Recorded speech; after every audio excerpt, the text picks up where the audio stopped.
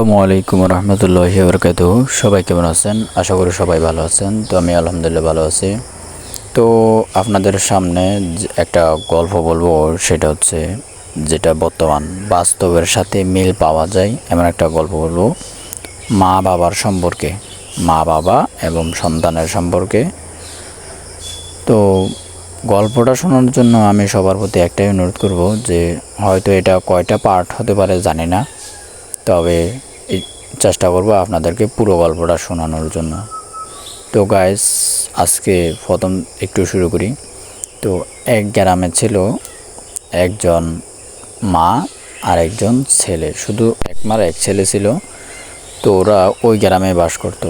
তো মায়ের কাছে সবসময় ছেলেটা থাকতো, বাপ ছিল না তার। তো মা অনেক কষ্ট করে লালন পালন করে ছেলেটাকে বড় করে।